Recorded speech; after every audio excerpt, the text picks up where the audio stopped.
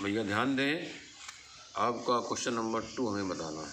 ठीक है, आपको याद होगा कि आपका पाठ चल रहा था यूक्लिड की ज्यामिति का परिचय, जिसमें प्रश्नावली 5.1 चल रही थी।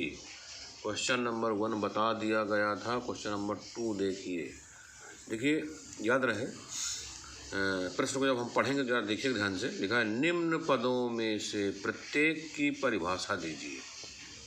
क्या करना है आपको? प्रत्येक की परिभाषा देना है। अब किसकी किसकी परिभाषा देना है। देखो लिखा है फर्स्ट नंबर पर समांतर रेखाएं, लंब रेखाएं, रेखाखंड, वृत्त की त्रिज्या, वर्ग। ये 5 पार्ट हैं क्वेश्चन नंबर 2 के। ये पांचों भागों की क्या लिखना है आपको? परिभाषाएं लिखना है। डिफिनीशन, परिभाषा तो लिखना ठीक है, लिख देंगे। फिर देखिए आगे लिखा है क्या इनके लिए कुछ ऐसे पद हैं जिन्हें परिभाषित करने की आवश्यकता है? Question mark. वे क्या हैं? अगर कोई परिभाषित शब्द करना है तो ऐसा कौन सा शब्द है, ऐसा कौन सा पद है जिन्हें आपको परिभाषित करने की ज़रूरत है ना? वो भी आपको परिभाषित करना है।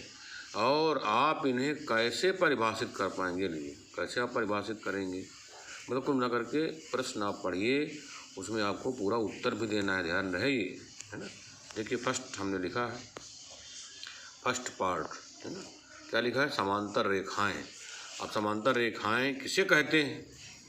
सबने पढ़ा होगा कि ऐसी दो रेखाएं जो एक तल या आप लिखा है ना, या समतल, तल का हो चाहे समतल का हो, बात एक ही है। अच्छा, ऐसी दो रेखाएं जो एक समतल पर स्थित हों तथा इन्हें आगे या पीछे बढ़ाने पर कभी नहीं मिलती हैं, ठीक है, समांतर रेखाएं कहलाती हैं। अर्थात ऐसी दो रेखाएं जिनके बीच का कोण सदैव शून्य अंश ही रहे, समांतर रेखाएं कहलाती हैं। ऐसा भी कह सकते हैं आप। अब देखिए ये आपकी एक रेखा है, ठीक, एक रेखा आपकी ये भी है। तो कितनी रेखाएं हैं? 2 रेखाएं हैं ये, ठीक है। अब ये एक तल पर हैं, अर्थात एक समतल पर हैं। समतल आप कुछ भी कह सकते हैं भाई, कागज़ जो है आपका ये भी क्या है? समतल है। बोलो समतल है कि नहीं? जैसे आपकी चिकनी कोई दीवार है, वो भी क्या कही जाएगी? समतल कही जाएगी। जैसे आपने श्यामपट्ट देखा होगा या बोर्ड देखा होगा, वो भी क्या होता है? चिकना पृष्ठ होता है, अर्थात वो भी क्या है? एक तल है ना। और समतल में आयाम के अनुसार, माने लंबाई चौड़ाई होती कि नहीं होती भाई, आयाम के अनुसार उनको क्या करते हैं? बढ़ा भी सकते हैं, ठीक है।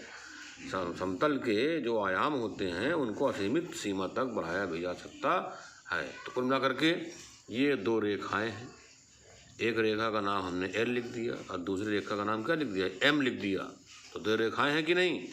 अब ये 2 रेखाएं अगर कहा जाए कि क्या ये दोनों रेखाएं कोण बनाती हैं? नहीं, कोण नहीं बनाती, ठीक भाई। अगर आगे बढ़ाओ, आगे इधर आगे बढ़ाइए दोनों को और चाहे पीछे बढ़ाइए दोनों रेखाओं को, ये कभी एक दूसरे को नहीं काटेंगी, अर्थात कभी एक दूसरे से नहीं मिलेंगी।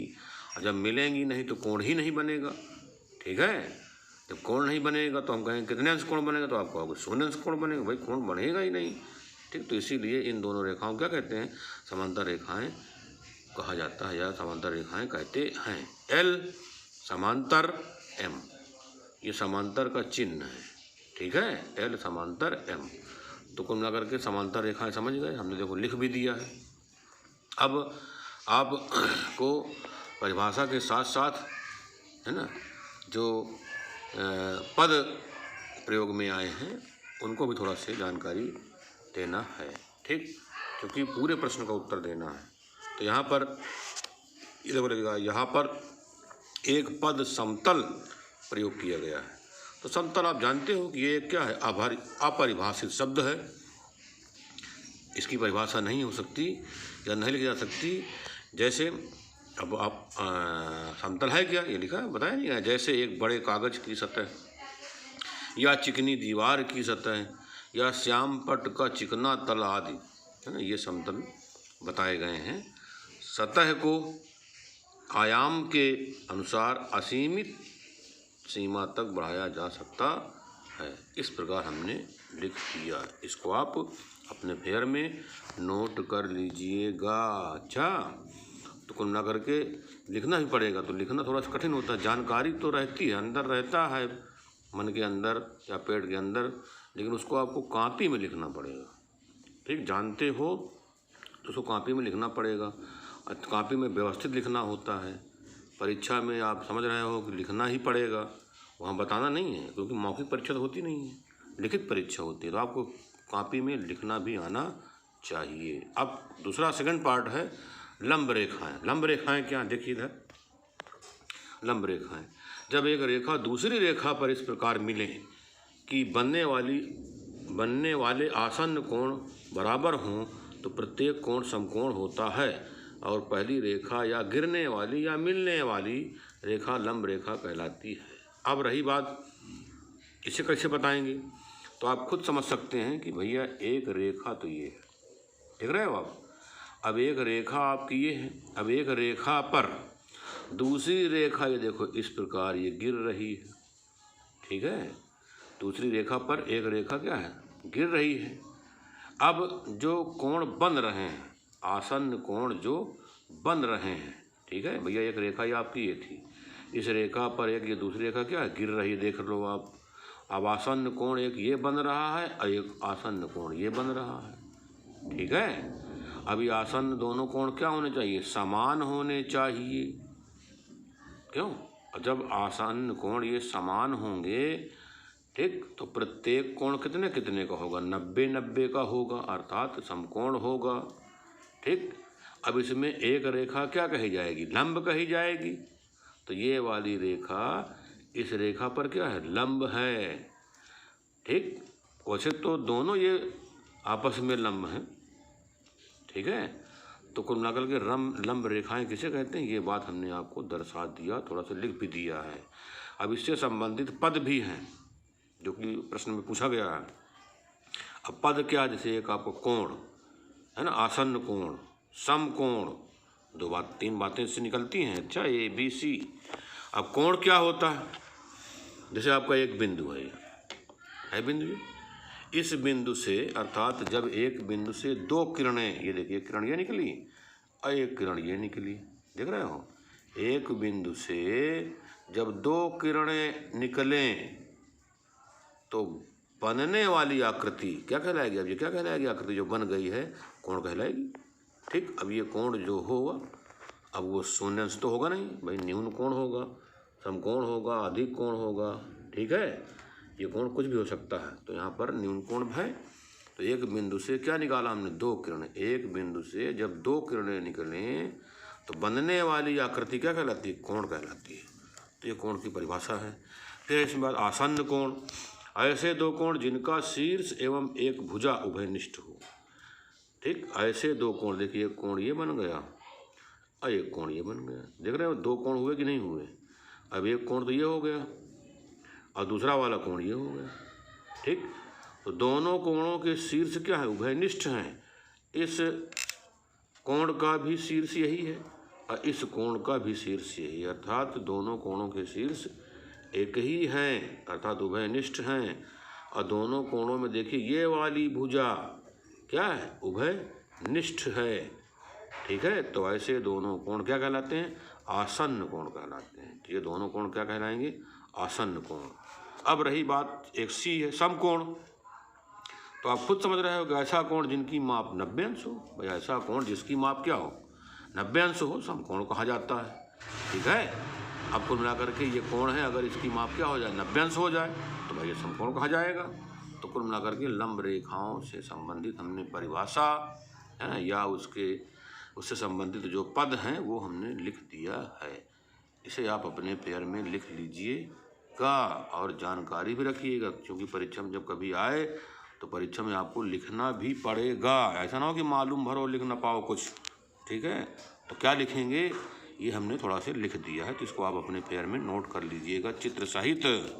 अच्छा, अब है थर्ड पार्ट है रेखाखंड। अब रेखाखंड क्या है, लिखा है रेखाखंड में ऐसी आकृति जिसकी लंबाई क्या हो, सीमित हो। जैसे देख रहे हो आप, एक रेखा ये है, आप ये क्या है, आपकी रेखा है। भैया रेखा तो क्या होती है, असीमित होती है, असीमित लंबाई की होती है ना। अब इसी का थोड़ा से भाग या कुछ भाग, रेखा का कुछ भाग, ये क्या कहलाता है, रेखा खंड कहलाता है। तो ये क्या है आपका, रेखा खंड है। ये क्या है, रेखा है। इसकी चर्चा हम कर चुके हैं इसी पाठ में, आपको लिखाए भी है रेखा और रेखा खंड, ठीक है। तो लिखा है ऐसी आकृति जिसकी लंबाई क्या हो, सीमित हो। भाई ये लंबाई है, इसकी लंबाई सीमित है ना। तो ये क्या है, रेखा खंड है। अर्थात रेखा का कुछ भाग रेखा खंड कहलाता है। भैया रेखा का ये कुछ भाग देखो हमने ले लिया है, तो ये आपका रेखा खंड है। अब इससे संबंधित पद क्या है, जैसे रेखा, अब रेखा क्या है लिख दीजिए, ऐसी आकृति जिसकी लंबाई क्या हो, असीमित हो। ये आपकी रेखा तो है आपकी, ये लंबाई है आपकी। अब क्या इसकी लंबाई असीमित है, पता नहीं कितने कितने सेंटीमीटर की, 5 है, 10 है, 25 है, ठीक है। क्योंकि ये दोनों ओर से क्या है, असीमित है, और ये दोनों ओर से सीमित है। रेखा खंड दोनों ओर से सीमित होता है, रेखा दोनों ओर से असीमित होती है। तो हमने रेखा खंड की विषय में भी जानकारी आपको दे दिया, ठीक। अब इसके बाद है वृत्त की त्रिज्या और वर्ग। देखिए वृत्त की त्रिज्या को भी हमने दर्शाया है। किसी बिंदु से वृत्त की परिधि तक, जैसे एक बिंदु है ये, है ना। अब किसी बिंदु से वृत्त की परिधि तक की स्थिर दूरी, अब आप जान रहे हो कि भैया ये बिंदु है और ये क्या है, परिधि है। वृत्त की क्या है, ये परिधि है, और ये एक बिंदु है ये। अब ये दूरी क्या है, आप स्थिर हो, मतलब जो दूरी ये है वही दूरी ये होनी चाहिए, वही दूरी ये होनी चाहिए, वही दूरी ये होनी चाहिए, वही दूरी ये होनी चाहिए, वही दूरी ये होनी चाहिए। तो क्या कहलाएगी, त्रिज्या कहलाएगी, आप जानते हो, है ना। या ये कह सकते हो कि वृत्त के केंद्र से परिधि तक की दूरी वृत्त की त्रिज्या कहलाती है। केंद्र है कि नहीं है, केंद्र से, ये परिधि है ये, तो केंद्र से परिधि की दूरी क्या कहलाएगी, त्रिज्या कहलाती है। सबको पता है। तो हमने लिखा है वृत्त की त्रिज्या, क्या लिखा है, किसी बिंदु से वृत्त की परिधि तक की स्थिर दूरी को वृत्त की त्रिज्या कहते हैं, या वृत्त के केंद्र से परिधि तक की दूरी वृत्त की त्रिज्या कहलाती है, ठीक। इसके पद क्या हैं भैया, इसमें दो बातें हैं, एक तो वृत्त और एक त्रिज्या, नहीं वृत्त और दूसरा क्या प्रयोग किया गया, केंद्र। तो वृत्त क्या है, देखिए जो भैया तल है ना, ये इस तल पर या एक तल पर उन सभी बिंदुओं का समूह, भैया एक ये तल है आपका। अब इसमें ये देखो बिंदु हैं, ये सभी बिंदुओं का समूह है। देखो सबको हमने अगर मिला दिया जाए या एकत्रित कर दिया जाए, ये झुंड है एक प्रकार से, किसका, बिंदुओं का झुंड। तो उन सभी बिंदुओं का समूह जो तल के एक स्थिर बिंदु से, देखो स्थिर बिंदु है ये वाला, है ना, ये क्या है, बिंदुओं का समूह है, ठीक। तो तल के एक स्थिर बिंदु से एक स्थिर दूरी पर, स्थिर दूरी है कि नहीं, ये दूरी है, पर स्थित हों, अगर ऐसी कंडीशन है तभी ये क्या कहलाएगा, वृत्त कहलाएगा। क्या कहलाएगा, वृत्त कहलाएगा। तो कुल मिलाकर के क्या लिखा है, एक वृत्त तल पर उन सभी बिंदुओं का समूह जो तल के एक स्थिर बिंदु से एक स्थिर दूरी पर स्थित हों, एक वृत्त कहलाता है। अब वृत्त का केंद्र क्या होता है, देखिए लिखा है हमने। अब आप खुद समझ रहे हो कि वृत्त का वह स्थिर बिंदु, यही स्थिर बिंदु क्या है, वृत्त का केंद्र है। वृत्त का वह स्थिर बिंदु जिससे वृत्त पर स्थित समस्त बिंदु, ये देखिए वृत्त है ये, है ना, ये वृत्त पर स्थित समस्त बिंदु हैं। अब आपसे कहा जाए कि ये बताओ परिधि है कि नहीं, तो परिधि पर कितने बिंदु हैं, अरे बहुत से बिंदु हैं, है ना, ये बिंदुओं का समूह ही तो है ये। तो वृत्त का वह स्थिर बिंदु जिससे वृत्त पर स्थित समस्त बिंदु, ये स्थिर बिंदु है। अब वृत्त पर स्थित समस्त बिंदु जो भी बिंदु हैं, है ना, एक समान दूरी पर हैं, तो ये समान दूरी पर तो है ही आपके, ठीक। तो वृत्त का केंद्र कहलाता है। तो इसी स्थिर बिंदु क्या कहते हैं, केंद्र कहते हैं, ठीक। अब इसके पश्चात वर्ग, वर्ग भी आप जानते हो, ऐसा चतुर्भुज, ठीक है, जिसकी सब भुजाएं क्या हो, समान हो, और प्रत्येक कोण क्या हो, 90 अंश का हो, क्या कहलाएगा, वर्ग कहलाता है। ये सबने पढ़ा है ना। ये तो एक प्रकार से आयत हमने बना दिया, लेकिन यहाँ देखिए दर्शाया है हमने कि ये वाली भुजा इसके बराबर है ना, ये भुजा इसके बराबर था, 4 भुजाएं क्या है, बराबर हैं। तो कुल मिला करके वर्ग आपने बनाया होगा जिसकी चारों भुजाएं बराबर होती हैं। ये देखिए हमने बना दिया, है ना, ये वाली, ये वाली, ये वाली, ये वाला था, 4 भुजाएं क्या हैं, बराबर हैं, और प्रत्येक कोण 90 अंश का है। तो ऐसे चतुर्भुज को वर्ग कहा जाता है, ठीक। ठीक है। अब वर्ग में आपने पढ़ा होगा कि वर्ग के प्रत्येक कोण 90 अंश के होते हैं। वर्ग के विकर्ण भी क्या होते हैं, ये होते हैं ना, विकर्ण बराबर होते हैं। ना जानते हो तो जान लो, वर्ग के क्या हैं ये विकर्ण, ये क्या होते हैं, बराबर होते हैं। वर्ग के विकर्ण एक दूसरे क्या करते हैं, समद्विभाजित करते हैं। ठीक, इस प्रकार वर्ग की भी कई विशेषताएं हैं। तो कुल मिलाकर के वर्ग के विषय में भी जानकारी आपने कर लिया। तो आप देख रहे हो हमने क्वेश्चन नंबर 2 के जो 5 भाग हैं उनको आपको अच्छे से समझा दिया, बता दिया, लिख भी दिया, लिखवा भी दिया। इनको आप अपने पेयर में ईमानदारी से नोट कर लीजिएगा और कम से कम 10 बार पढ़ लीजिएगा, तब आपको आएगा, अन्यथा नहीं आएगा। ये हम आपको पहले बता चुके हैं कि हम गणित पढ़ाते हैं आपको, तो गणित आपको जो पढ़ा रहे हैं वो सब समझ में आएगी। ये हमारी गारंटी है कि जो हम पढ़ाएंगे वो सभी आपको समझ में आएगा, 100% समझ में आएगा।